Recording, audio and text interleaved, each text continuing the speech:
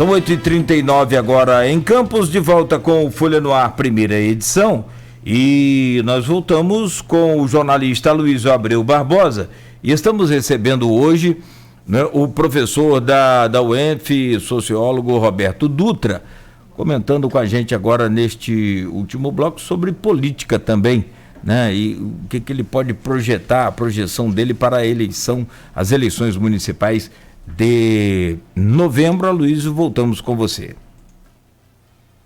Tem aqui a participação novamente do professor Raul Palácio, reitor da UENF, colega do Roberto, também professor da UENF, em relação ao restaurante popular, o restaurante a R$1, acredito que seja um programa social possível com uma gestão eficiente e compromissada.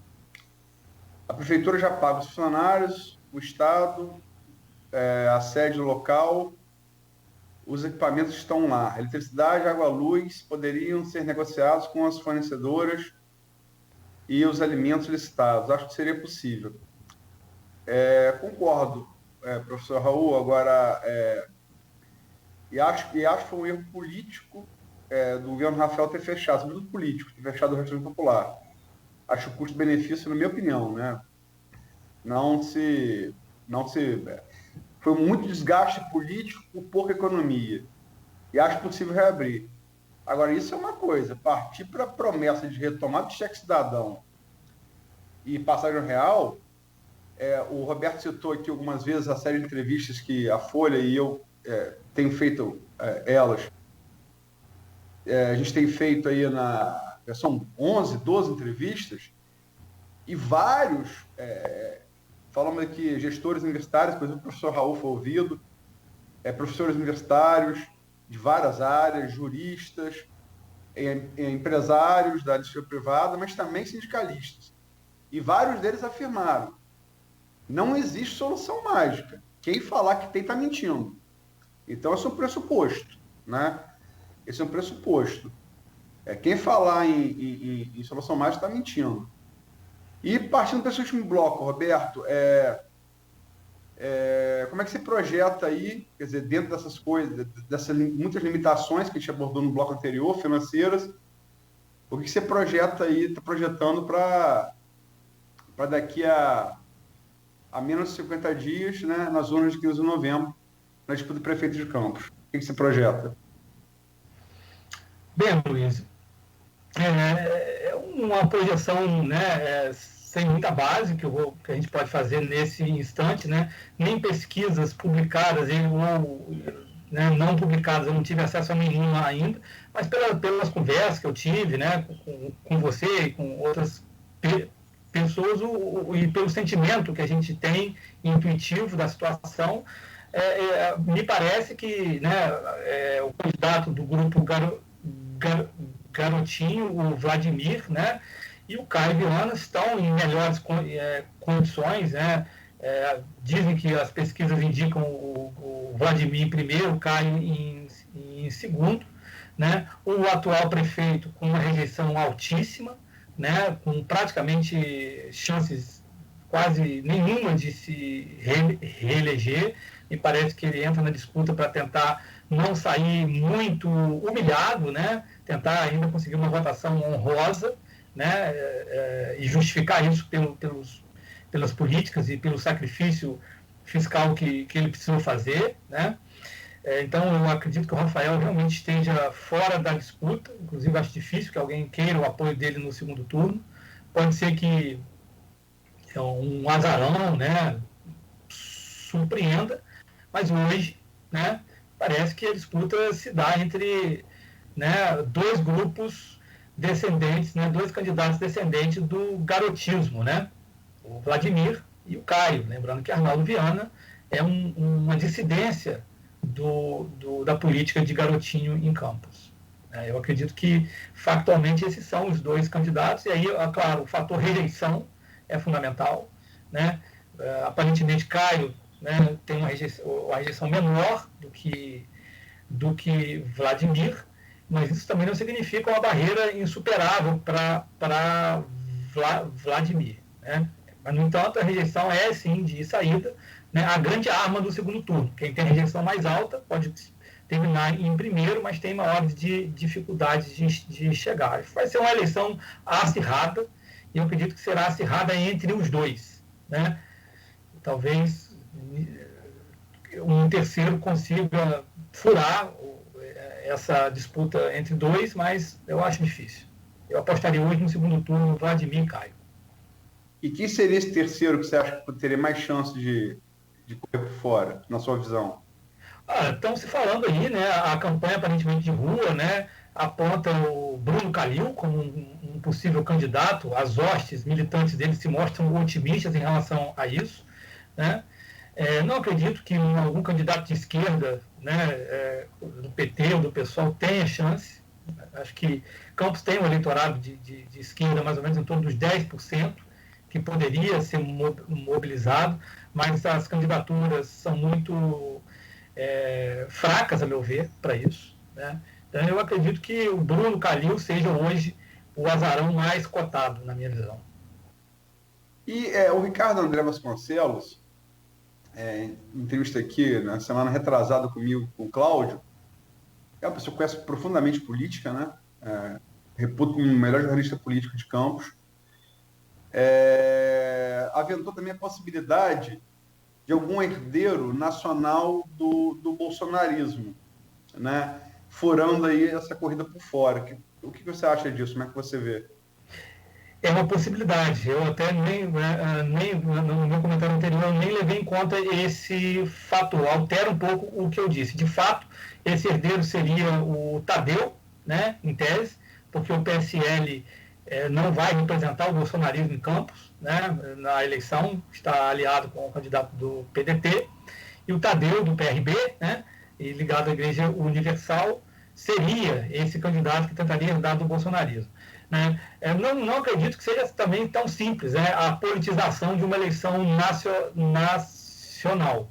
Mas sim, de fato, levando isso em conta, eu havia me esquecido dessa força e de que ela tem uma representação, pode ser que consiga alguma coisa. Agora, em outras eleições também, a presença desse candidato foi frustrante, né? Se colocou como candidato, aí depois não se colocou mais.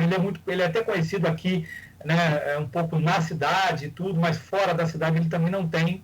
Eu, sinceramente, não apostaria, apesar de achar que tem que ser levado em conta, mas eu não apostaria que esse azarão seria o herdeiro do bolsonarismo direto. Embora Bolsonaro tenha muitos votos em Campos, eu acredito que a eleição aqui vai ser municipalizada mesmo, até porque não há uma esquerda, né, para o bolsonarismo se opor, né, de modo tão veemente e moralista como aconteceu no nível nacional. Não dá para chegar no município como o nosso e dizer que todos os problemas têm a ver com o fato do governo Rafael Diniz ser um governo comunista e que todos os outros candidatos são comunistas e vão implantar o kit gay, né? Eu acredito que o bolsonarismo não teria uma estratégia forte para Campos. Embora errar, evidentemente. Embora a cidadania de Rafael seja o ex-PCB, né? Já foi Partido Comunista do Brasil, né? Partido Comunista Brasileiro, aliás. Isso tempos do Prestes aí, tempos distantes, hoje distantes. Tem aqui uma pergunta feita no grupo pelo Felipe Quintanilha, que é secretário do governo Rafael. Como o professor Roberto avalia a aliança PSL e PDT? Eu avalio como algo natural. Eu acho que, né, é necessário realmente separar as lógicas da eleição municipal da eleição federal. No começo, há mais ou menos um mês, né, criou-se uma celeuma muito grande, porque o PT estaria apoiando um candidato bolsonarista em Belfor Roxo. Aí o Lupe, por exemplo, tuitou uma coisa lá dizendo que o PDT jamais apoiaria ou se aliaria com o candidato bolsonarista. Não há, se você for procurar, né, talvez só o pessoal, né, no seu purismo conhecido, não tenha nenhuma aliança com alguém que tenha apoiado Bolsonaro. Eu não vejo essa aliança, né, como algo tão grave, assim. Pode se tornar grave se o PSL, a meu ver, se colocar como um partido bolsonarista, como um grupo bolsonarista em campo, o que não parece ser o caso.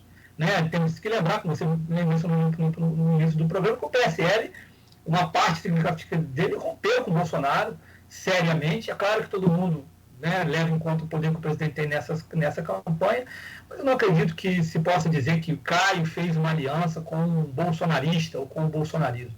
Né? Eu não vejo como uma coisa natural, né, como uma coisa que faz parte do jogo político municipal, tem a ver com cálculo político, né, sem maiores consequências. Tem aqui uma pergunta também da fita no grupo, da Silvana Venâncio, de Bom Jesus de Itabapoana, ex-colega de FAFIC, no curso de comunicação. Um beijo, Silvana. Qual a sua visão das eleições de Campos e o que podemos esperar? Há diferenças das eleições passadas devido à crise? Ela não especifica, mas deve estar falando da crise financeira de Campos e da crise econômica nacional também por conta da Covid, né? A diferença é que mudou a polarização, né? Havia um grupo, a polarização antes era garotinho, garotinho, e agora ela mudou. Eu acho que nós temos dois grupos aí favoritos na disputa pelo poder que descendem da política garotista da década de 90, início dos anos 2000 em Campos. Essa foi a mudança. Mas se mantém um ciclo de frustração, né? Que se intensificou, né? A frustração com o Rafael hoje é muito maior do que era com o Rosinha. Né? Rosinha e o grupo Garotinho precisaram ficar muito mais tempo no poder para acumular essa rejeição que eles têm, que ainda é grande. Rafael, com muito menos tempo, tem essa rejeição toda que tem. Né? Mas ou seja, a Prefeitura de Campos é uma máquina de moer popularidade, né? E tudo que a gente discutiu hoje aqui, eu acho que indica que a probabilidade de daqui a 4 anos o prefeito estar numa situação parecida é grande. Né? Então, eu não vejo tanta diferença. Acho que 2016 já trouxe para Campos um cenário de falência econômica, de dificuldades fiscais. A diferença é que havia ainda contexto para uma esperança, né? Mais crível. Hoje, eu acho que a rejeição ao Rafael não se canaliza para nenhuma esperança, né? Mas sim para um voto de ressentimento, para um voto de punição ao governo atual. Não podemos esquecer que Rafael ganhou a eleição no primeiro turno, né? Foi uma vitória avassaladora. Ou seja, Rafael realmente mobilizou em torno de si uma esperança muito grande, que foi frustrada, né? Infelizmente, foi frustrada. E hoje eu não vejo nenhum candidato que mobilize em torno de si essa esperança. Eu acho que é uma eleição, nesse ponto, a diferença que eu pontuaria, que tem essa desesperança, né? Esse elemento de um realismo, de um ressentimento, de um ódio muito maior, né? Difuso na política, né? Uma descrença. As pessoas olham para o lado e não encontram uma solução que possa sinalizar esperança, como elas viram Rafael em 2016 e se frustraram. Rapaz, esse último bloco, eleição municipal, como sempre acontece, está acendendo aqui a briga de foice aqui no escuro aqui dos comentários do streaming. É muito bom isso. Adoro eleição municipal. Mas assim, então vou... Ele adora a eleição municipal porque não é candidato, né? Claro. E porque também não trabalha cobrindo, né? Eu também. Não vai ter que... Temos que fazer programa às 6, acorda às 10, para saber que horas são e ver... E ver notícia para apurar. Rapaz, é dose para elefante. Mas enfim, vamos que vamos. Agora, deixa eu fazer uma conjectura aqui. Antes de perguntar você para o vereador para fechar, deixa eu fazer uma conjectura. Né? Você acha que, assim, a sua opinião, né? A sua opinião particular, como é que você vê? Rafael, claramente, ele tá ele não compôs com nenhum outro grupo, ele está jogando com o mesmo grupo que ele manteve no poder. Ele não rompeu com esse grupo nos 4 anos, né, quase 4 anos, manteve a vice, né? Porque você tem assim, no meu entender, não precisa concordar, mas vou colocar. Você tem 3 pessoas no Brasil, eu estou usando o cargo executivo máximo, que é de presidente, que me parece, Rafael, parece assim, jogar manter mesmo uma coerência, que alguns chamam de teimosia, e aí depende do ponto de vista, né? Com o que ele fez nesses 4 anos, apostando que o próximo governo vai ter tanto ou mais dificuldade do que ele. É um raciocínio que se faz, né? E que depois isso atenuaria a visão que se tem hoje do seu governo. Mas é bom lembrar que Jânio Quadros renunciou pensando em voltar para os braços do povo. É bom lembrar que Fernando Henrique talvez não tenha se empenhado na campanha de Serra 2002 porque queria que Lula se elegesse, julgando que o governo Lula fosse um fracasso econômico, né? Que ele voltaria nos braços do povo depois, em 2006. E há que se lembrar que Lula colocou Dilma em 2010, achando que voltaria depois de 2014. E todas as 3 apostas deram muito errado. Como é que você vê isso? Você vê alguma lógica nessa conjectura? E se sim, como é que você enxerga? Eu vejo uma lógica, sim. Eu acho que o prefeito Rafael realmente tem uma coerência em relação ao tema do ajuste fiscal e a responsabilidade, né, política sobre o equilíbrio financeiro. Isso é um elogio que deve ser feito a ele. Ele realmente teve, né, a coragem de colocar esse tema na agenda, buscou soluções, mas não teve a capacidade política de convencer a população de que esse tema cabe no futuro de Campos, e que o futuro de Campos realmente depende de um sacrifício coletivo e socialmente justo. Né? E a capacidade política significa justamente a capacidade, como eu estava falando um pouco mais cedo, de apontar um rumo, né? de colocar o ajuste como um meio para um bem coletivo maior. Né? E isso significa ter ideia, isso significa construir ao lado do ajuste fiscal políticas públicas capazes de sinalizar no presente, né, o caminho, né, glorioso, digamos assim, que a população poderia esperar depois que ela saísse do ajuste. Né? Infelizmente, o governo Rafael, que realizou boas políticas em algumas áreas, né, sim, não foi capaz ele próprio de capitalizar politicamente, né, essas políticas públicas, como políticas educacionais, a política de saúde mental do município hoje, que é uma política progressista, uma política que visa, né, os direitos humanos. É claro que ela não é uma política popular, mas um governo impopular, né, deixar de vender e de capitalizar politicamente com as políticas que ele produz, como, por exemplo, a construção, a própria política educacional, que poderia ter sido um tema do governo Rafael. Olha, nós vamos fazer um sacrifício fiscal, mas vamos investir em educação, e isso vai ser o nosso grande tema. Qual é o futuro que nós vamos sinalizar para o povo em troca do sacrifício? O governo não teve a capacidade política de fazer isso, de oferecer uma narrativa. Isso, infelizmente, ele fracassou, se mostrou politicamente, né, inferior ao garotinho mesmo. Então, a lógica, a coerência moral do Rafael Diniz precisa ser ressaltada.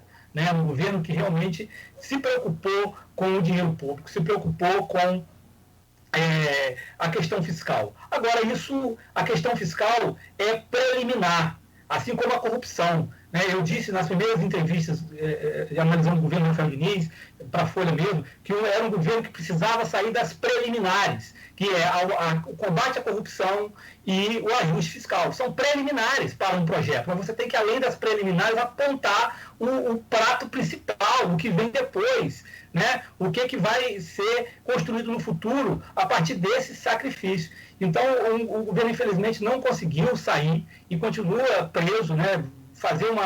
Achando se esse for o cálculo, de que você vai defender, ter essa coerência, defender o ajuste fiscal como tema, a coragem na campanha, e vai ser recompensado mais na frente, é um cálculo completamente sem base, né? É como se um auto-engano político, são seres muito espertos, né? Mas também se criam auto-enganos, né? Como se o mundo fosse permanecer constante, né? Para obedecer à lógica e o cálculo dele. Pode ser que a situação fiscal do país melhore e o prefeito de Campos tenha mais facilidade ou mais capacidade política e simplesmente Rafael entre para a história, né? Não como alguém que tenha feito o ajuste fiscal. Eu acho que ele merece entrar para a história como alguém que fez, que colocou o dedo na ferida, né? Como um prefeito que teve essa coragem. Mas é preciso a gente respeitar a política, respeitar e valorizar a capacidade de fazer política. Não dá para chegar agora e dizer o eleitor não entendeu, né, a importância do ajuste fiscal. Não, o eleitor não entendeu porque a liderança política não foi capaz de fazer o eleitor entender, de dar algum sentido para isso. Né? Que sentido tem? Nós vamos agora cortar o cheque cidadão, vamos cortar tudo. Para quê? O que a gente vai ganhar com isso? Né? As pessoas querem saber isso. Né? Então, essa incapacidade política do governo realmente comprometeu muito. Né? A crise explica muita coisa, mas sacrifício sem rumo, né? Não cola. Tem aqui várias manifestações. Ralph Buchenstein, temos que ter competência no que nos comprometemos a fazer, não basta só querer. Maurício Furel Batista de novo, vale lembrar que Garotinho disse que Rafael não pagava 3 meses de salário do servidor? Indaga. Sim, vale a pena lembrar sim, Maurício, é verdade o que você está falando. Garotinho, em 2016, previu que o governo Rafael não chegaria, acho que em maio, se eu não me engano, de 2017, com um salário em dia. Ele manteve em dia os salários até bem pouco, esse zero de PE aí de agosto, né? Inédito em 20 anos. Vinha atrasando o RPA e tem atrasado também a data base de aposentado e pensionista, né?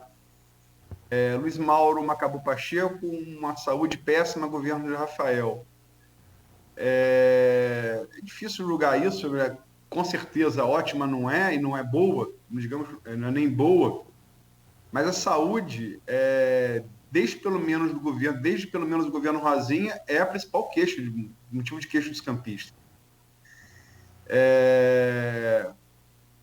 Maurício Batista aqui falando, concordo, Furel, concordo plenamente com o entrevistado. E Roberto, assim, 2 palavras, eleição a vereador. Olha, o que eu posso dizer de eleição para vereador? Eu torço para uma qualificação. Eu acho que me incomoda muito quando eu vejo a Câmara, né, quando eu vejo a Câmara de Vereadores de Campos, na sua maioria, né, não exercendo nenhuma de suas contribuições. Eu torço por uma qualificação técnica e política da nossa Câmara de Vereadores. Os desafios são muito grandes. Bom, são 9:02. Cláudio, quer colocar mais alguma coisa? Tranquilo, tá ótimo, conversa com o professor. Se deixar, a gente quer, né, ficar aqui até meio-dia, mas tá excelente a análise dele, inclusive com, né, algumas participações aí pelo Face, concordando e muito com o que o professor tem dito aí. Muito bom. Obrigado, professor. Agradecer muito aí o senhor pela presença, foi bom demais poder recebê-lo aqui no Folha no Ar, primeira edição, e espero que esteja de volta aí em breve conosco. Eu que agradeço, Cláudio, a Luísa, aos ouvintes pela chance de poder conversar com vocês. Espero que em breve a gente possa fazer isso aí no estúdio, né, quando for se Deus quiser. Aloysio. Amanhã, né, vamos seguindo esse aprofundamento aí desse debate sobre crise econômica. A gente ouviu no último sábado o coordenador-geral do Sindipetro, o Teseu Bezerra, né? Isso. E vamos entrevistá-lo amanhã, né, dando posição de um dos sindicatos mais importantes de Campos da região, né? Certamente ainda a maior fonte de arrecadação do município, ligada a ela, né? Que é a extração petrolífera de petróleo aqui na Bacia de Campos, né? Extração petrolífera marinha, com até animadora descoberta de pré-sal aí, recente, né? Enfim, vamos ouvi-lo amanhã aqui. E lembrar, né, a gente não teve nem tempo de abordar com o Roberto, que até gostaria, mas não tivemos tempo, que hoje tem debate para a eleição, primeiro debate da eleição presidencial americana, né?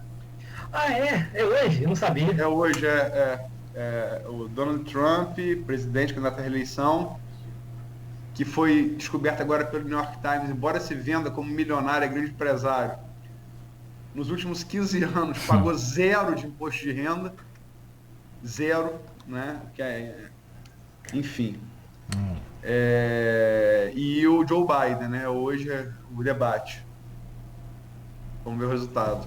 Embora também tem que se lembrar que na eleição de 2016, Hillary Clinton ganhou os 3 debates com o Trump e perdeu a eleição. E ganhou a eleição popular. Ganhou mas lá nós temos que defende o colégio eleitoral. O problema da judicialização que o Trump está anunciando aí também preocupa, né? Possibilidade de ruptura institucional, né? Preocupante realmente. Gente, amanhã às 7 horas, encontro marcado então com Folha no Ar, primeira edição. Obrigado, Aloysio, tenham um bom dia. E agradecer, Roberto. Obrigado pela oportunidade. Obrigado, querido. Eu que agradeço. Roberto, um grande abraço, foi um prazer. Até a próxima. 9h05, fique com a programação da Folha FM. O Folha no Ar volta amanhã no oferecimento dos laboratórios Plínio Bacelar e Clínica Proteus.